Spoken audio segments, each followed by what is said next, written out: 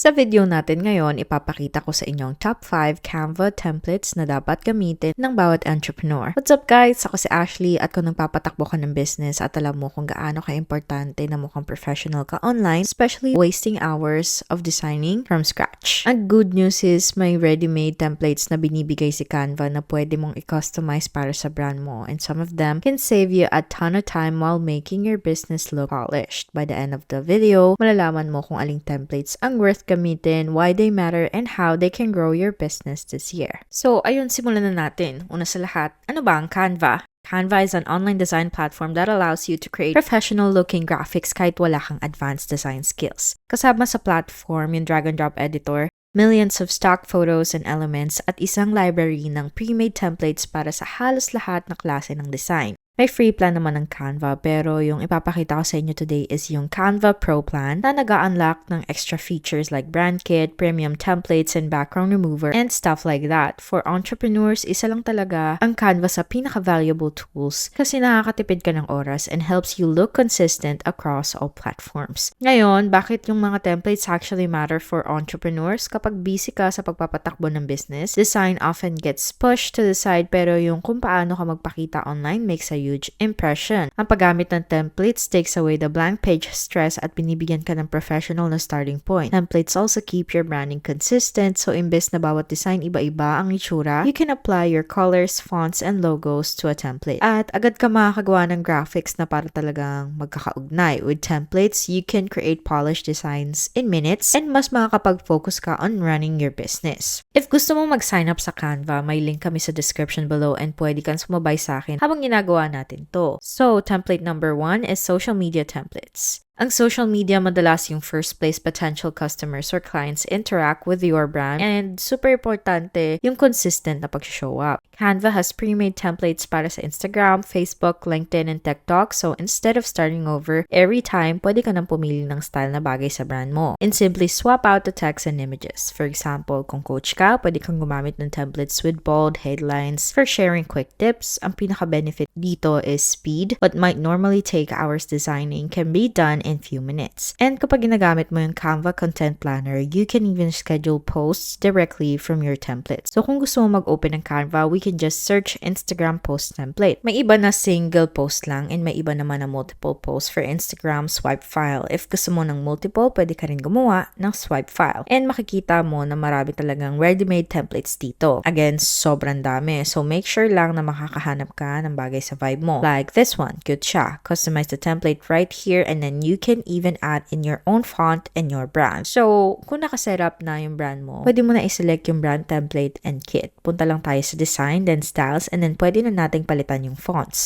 Obviously, you'll need to adjust at hindi siya perfect agad, pero mas pinapadali niya yung process. Then our brand fonts will always be up here too. Gusto ko sana na mas maliit to. We can just edit it too kung ano man ang gusto nating i-post. Pwede na natin siyang i-save, diba? So maybe this is Instagram template. So every single time na gusto mong gumawa ng social media post, pwede ka lang pumunta dito, i-duplicate, gumawa ng copy, then makakagawa ka ulit ng bago ng super bilis lang. Template number 2 is email header templates. Yung email header mo is yung unang makikita ng tao kapag binuksan nila yung newsletter or campaign mo. At sobrang nakakaset siya ng tone for the whole message. So actually, may precise template si Canva for email headers and super easy gamitin para makagawa ng professional look. This templates already balance images, branding, and text so your emails feel polished kahit hindi ka gumugugol ng oras sa pagdedesign. Pwede mong i-add yung logo mo, i-apply yung brand colors mo, at maglagay ng short tagline or message na agad nagsasabi sa readers kung tungkol saan yung email. A strong email header builds trust with your audience and mas tumataas ang chance na mag-scroll down sila at basahin talaga yung message mo, instead na mag-send ka lang ng plain block of text. Inibigyan mo agad yung subscribers mo ng branded experience from the very top of the email. So, para mag-search, i-type lang natin email header. Ganyan ko actually ginagawa lahat yung akin. So, you wanna find that one that fits your vibe.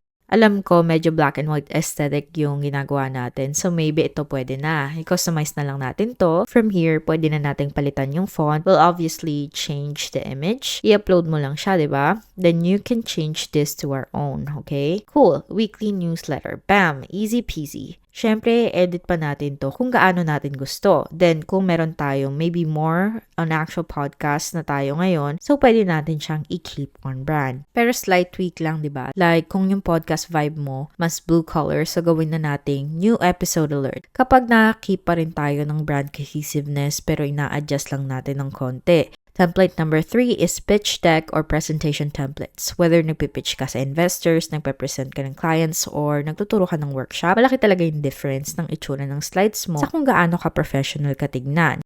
May dozens of pitch deck templates si Canva na pwede mong i-adapt para sa business mo. Kasama na dito yung layouts for title slides, about sections, problem and solution slides, product overviews, financials, at contact info. Instead of trying to design every slide yourself, pwede ka na magsimula sa template na may consistent fonts, spacing, and flow. This is gonna save you hours and ensure that your presentation actually feels cohesive. Kahit hindi ka nagpipitch sa investors, you can use these templates for webinars, online courses, or team presentations. Yung clean and professional na deck nagpapakita na serious ka sa business mo. Back to searching. So, ang gagawin natin is pupunta ulit tayo sa search, itype lang natin yung pitch deck, and sobrang dami talaga dito. We can even filter. Maybe gusto natin mas minimalistic na vibe, like siguro ganito. Very simple, and then kung titignan mo, nandyan na lahat. Yung plan natin, yung journey natin, so hindi mo na kailangan magsimula from scratch. So, syempre, hanapin mo yung aesthetically na gusto mo, pero lahat ng yan, madali mo lang din talaga mabago sa Canva.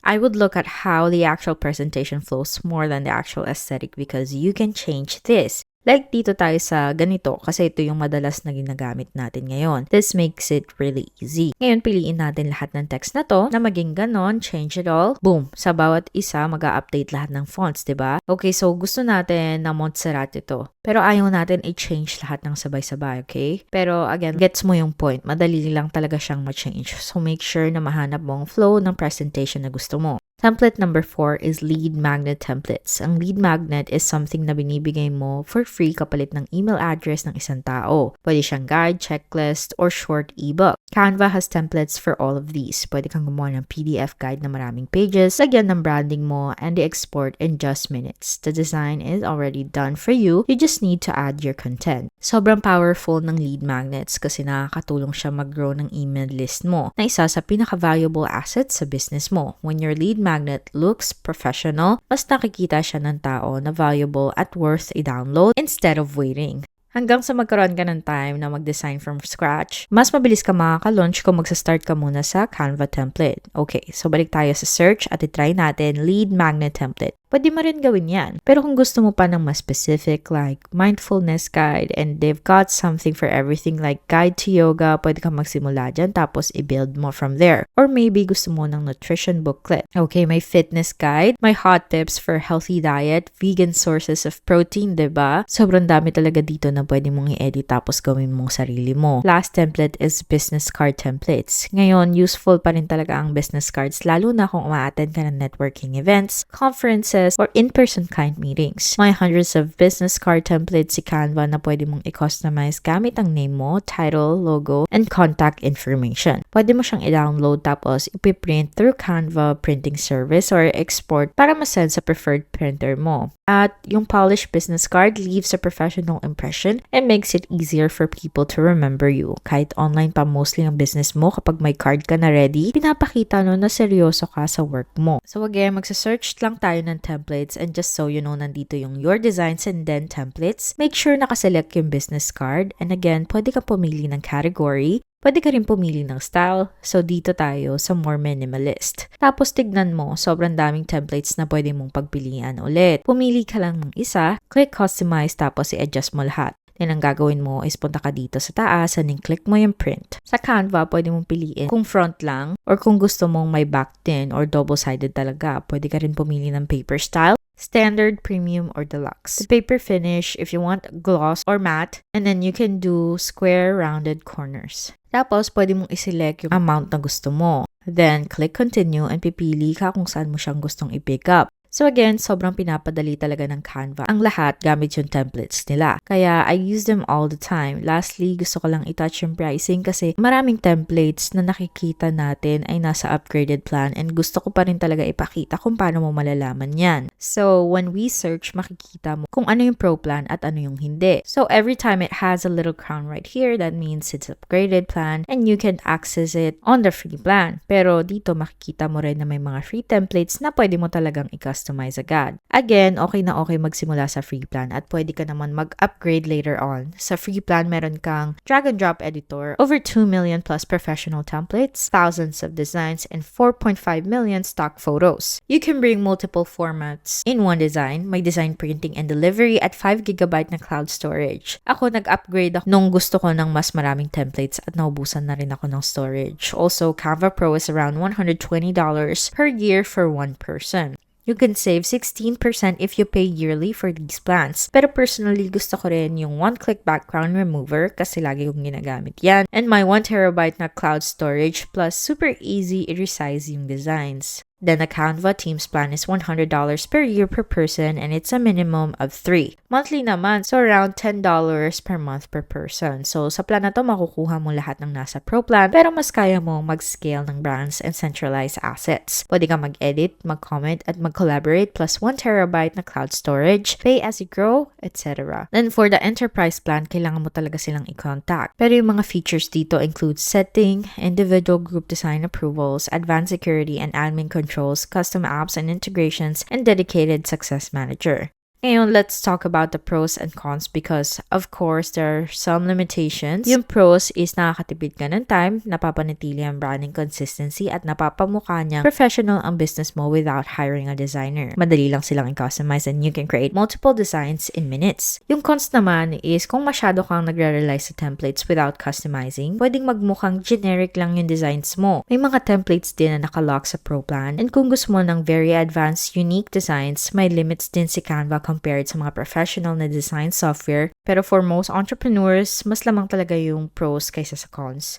Ako mismo, obsessed din ako sa Canva pero yung templates talaga ang tumutulong para makapag-focus ka sa pag-run ng business mo habang mukhang polished pa rin yung brand mo. So, is Canva the right design tool for you? The answer is yes. So if you want to move quickly, magbukang professional at hindi ma-stuck sa design, Canva is one of the most practical tools you can use. Hindi mo kailangan maging fancy designer para magamit siya. The templates do the heavy lifting for you. And you can still make them unique with your own branding. So whether nag-grow ka ng social media, nagpipitch ng business, or creating downloadable content, Canva helps you create assets na sumusuporta sa growth mo. Bottom line is, Canva templates are one of the easiest ways para i-level up yung business visuals mo without spending a lot of time or money. Yung 5 templates na sinishare ko today, social media posts, email banners, pitch decks, lead magnets, and business cards cover the main areas where entrepreneurs need to look professional. If magsisimula kang gamitin to consistently, makakatipid ka ng time, build trust, and show up with a stronger brand presence. Side note lang, alam ko na nakaka-overwhelm talaga minsan ang pag-run ng business. Tapos sabay mo pa yung design sa lahat ng ginagawa mo. But Canva really takes that stress off your plate so you can focus on what really matters, serving your clients and growing your business. If gusto mong i-check out si Canva at mag-start sa free or pro plan, may link kami sa description down below. Gusto ko lang i-mention na affiliate link sa mga to, which means pwede kaming kumita ng small commission, wala namang extra cost from you. So if gagamitin mo yung links namin, we just want to thank you so much in advance for supporting our channel. It really helps us to continue to create free tutorials just like this. Ang channel na to ay dedicated talaga sa pagtulong sa mga entrepreneurs and small business owners to find tools that save time and make growth easier. Don't forget na i-like ang video na to at mag-subscribe sa channel kung hindi ka pa nakasubscribe at mag-iwan ng comments or questions sa baba. We'd love to hear from you. Maraming salamat sa panonood and see you in the next video.